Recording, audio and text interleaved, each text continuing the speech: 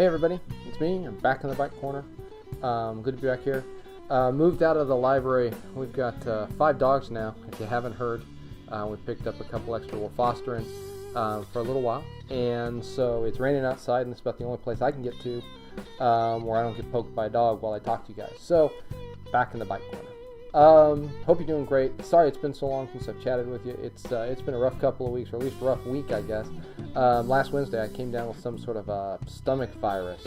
Not very much fun at all, I'll tell you. So I'm getting back into the swing of things now, and thought I'd catch back up, and we'd start a new series. We're going to start a series about kind of one of the best loved and maybe best known pieces of the Gospels, specifically one Gospel. It's the parable of, sometimes called the Prodigal Son. I really love how the NIV, or the Zondervan NIV, I should say, kind of heads this, not as the parable of the Prodigal Son, but it's in Luke chapter 15 if you want to check it out in the Bible. But the Zondervan translation, or I shouldn't say translation, but the Zondervan kind of headings in their study Bible, they put it as this beautiful parallel thing where you have the parable of the lost sheep, the parable of the lost coin, and the parable of the lost son. And I really like that. It's really great. But we should talk a little bit about what a parable is for just a second before we kind of tell the story. And this is going to be probably a 3, maybe a 4-part series, so we're just going to tell the story tonight. But what's a parable? The word parable comes from a Greek word that means to lay alongside. In other words, it's a narrative story that usually takes a fictional story involving everyday elements. Things like farmers and fishermen and sowing seeds. A modern kind of thing might be, working in an office environment or computer technology or something like that. But it takes that narrative element and builds a simple kind of story with that. But the story has a deeper meaning where the elements in the story represent something else. It's a little like an allegory, if you're familiar with allegories, in a sense. And so Jesus uses these pretty frequently in his teaching. He's not the only guy that uses these. And it's the New Testament time isn't the only time that you hear these used. But he's a master of telling these things, and so beautiful are some of them. And this is one of the most beautiful. And so, like I say, what I'd like to do tonight is, instead of reading you the story out of the Bible, which you can do yourself, I kind of think I want to just tell you the story, if that's okay. And remember, a couple of things about these parables as Jesus told them. They didn't have the text of the parable in front of them like we do today. Imagine yourself, you're sitting on a hillside, or you're sitting around a campfire, you're eating a meal, you're with Jesus, and he says, let me tell you this story. And he just comes off and tells you. And the thing is you're just going to hear it. And the idea with the parables in this context is, whatever that first initial meaning that you get out of those parables, that's probably, if you're kind of in tune with where God's at, that's the meaning you're supposed to get. Now, that doesn't mean you can't sit down and do additional study and you can look at the text and glean more stuff out of it. But one of the things you always have to be careful about is, if what you're gleaning out of the text in some sense goes counter to that initial sort of idea that you got that first time, that flash of understanding you got the first time you heard the parable, then what you're gleaning is probably not correct. And so that's something to keep in mind. So I just want to sit down and I want to tell the story a little bit. And then down the road, we'll kind of break it out and we'll talk a little bit about it. But the parable's an interesting parable. You have a rich man. He's the richest man in all the region. And we know he's rich because he's got land and he's got servants and he's got cattle. And he has 2 sons. And the rich man has these 2 sons. And when the rich man dies, when the landowner, the wealthy man dies, the sons stand to inherit all of his wealth. And wealth back then was, like I said, it was land and cattle and crops and buildings, and he might have had some money, but money wasn't a big deal back then. They didn't have a lot of it. And they stand to inherit this. Well, one day, the younger son comes to the father and he says, "Father, I'm leaving, and I would like my inheritance now." And so the parable says the father gives him his 1/3 of everything the father has, and the son goes off to a distant land. And we find out that the son, when he goes off to a distant land, sows his oats, so to speak. He lives a wild life. It's wine, women, and song every night. He's buying all the drinks.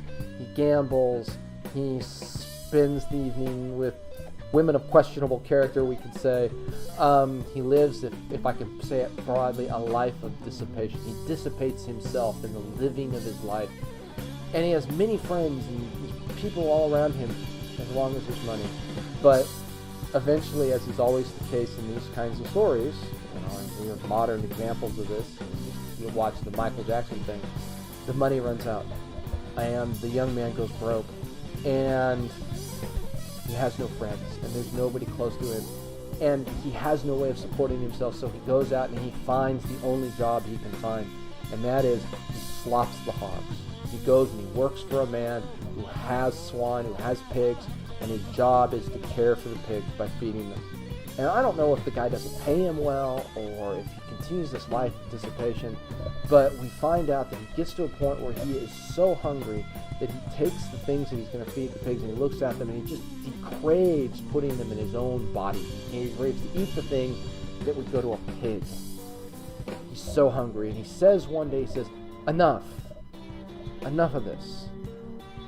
If I were to go back and I were to go to my father and I were to tell him that I had treated him poorly and I had offended him and I had lived a terrible life, and I begged for his forgiveness and asked to just live as one of his servants, never as his son, but to ask to live as one of his servants, he would give me a job and I would eat better than I'm eating now. And so the young man leaves that distant land and he goes home. And he travels across, and in my picture I can see this young man, and he's walking up that dusty lane, probably that he'd walked so many times before, older, maybe a little wiser, worse for wear, gaunt perhaps, probably. And he walks up that long dusty road, and we get this beautiful picture. The father who is standing at the fence line, and again, growing up out west, I think of a guy, an older guy, grizzled cowboy hat, kind of walking the fence line, and he sees his son come to this road, and he runs down to his son and he throws his arms around his son. He's so overjoyed to see him, and the son falls to his knees and he says, Father, I have lived a terrible life and I have offended you and I apologize. I am so sorry. Please just take me back as a servant and I will serve you. And the father just picks the son up and he says, nonsense. You are my son. You are back. You're alive. And he says, kill the fatted calf. He calls the servants. He says, find the fattest animal that we have and let's kill it and let's roast it and let's have a party. And somebody go get a robe for my son. These tattered clothes he's wearing, they're not suitable. And place the robe around his shoulders. And somebody get him a ring and put it on his hand. And they call this young man's old friends together, and they have this grand party to celebrate that he is alive. And the old man is sitting there amongst all of this revelry and all of this and so much joy, he realizes somebody's missing. He looks around and the older son is nowhere to be found. And so he goes out and he finds the older son, and again in my head, I guess, I imagine the older son sitting on the front porch. And he's kind of looking out into that middle distance, out towards the horizon, out across the land there. And he's angry. You can see it in his face, and you can see it in his body. It's tense, and he's just mad. And the father sits down and says, son, what's wrong? And the older son looks at the father and he says, all of these years, I've been loyal and I've been faithful to you. And this one, back here, he dishonors you and he goes away, and when he comes back you throw a party, and never once in all this time that I've served you and been loyal to you, you never killed the fatted calf, you never threw a party for me and my friends. And yet he goes away and he comes back and you throw him this party, and I don't understand, and it's not right. And the father says, but son, you have always been with me. You always have had everything that is mine, and when I go, everything that I have is yours. And the parable ends there, with the father inviting the older son back in. And it's a powerful, powerful story. And I'm not going to go in and explain it right now. I want you to sit down and think about it. If you'd like to read next episode, what are we going to call this? We'll talk about it. We'll break this out. We'll explain the parable a little bit. And then after that, we'll go forward. So anyway, I hope you're doing great. And until next time, grace, peace, but most of all, goodbye.